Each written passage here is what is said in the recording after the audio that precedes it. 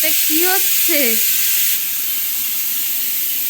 হ্যাঁ, মানে মুখও দেবে না, খাচ্ছেও না, কিন্তু আমি উঠে গেলে এটা পরিষ্কার হয়ে যাবে। না ও তো খায়নি, ও তো শুয়ে আছে। হ্যাঁ, এখন শুয়ে আছে তো, আমি উঠে যাই, দেখবি এটা আর দেখতে পাবি না। আচ্ছা তোর ঘর এত বড় ঘর, দুটো ঘর আছে, এত স্পেস আছে, সব ছেড়ে তুই ওখানে কেন আছিস?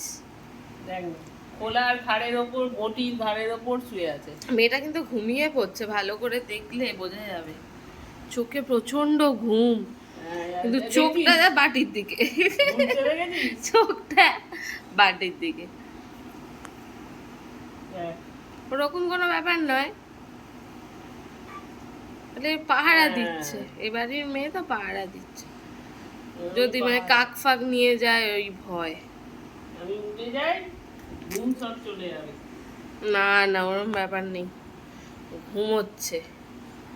তুমি কি ভাবছো চোর? ও চোর নয়, আর জায়গা নেই, বাটির মাথার ওপর উঠে শুতে পাহারা হবে। দিচ্ছে। এই কাক আসে না তোমার, হ্যাঁ। কাকটা এসে জ্বালায় তো, ও পাহারা কাকের দোষ দিচ্ছে। দিস না, কাকের দোষ দিস না, ওর দোষ দে।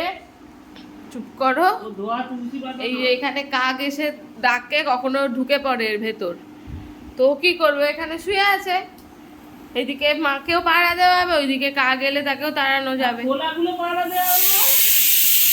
খোলা টোলা পাহারা দেয় না, মানে তোমার, তোমার একটা অভ্যেস এই এই কথা বলা, তোমার একটা অভ্যেস। হ্যাঁ। হুম।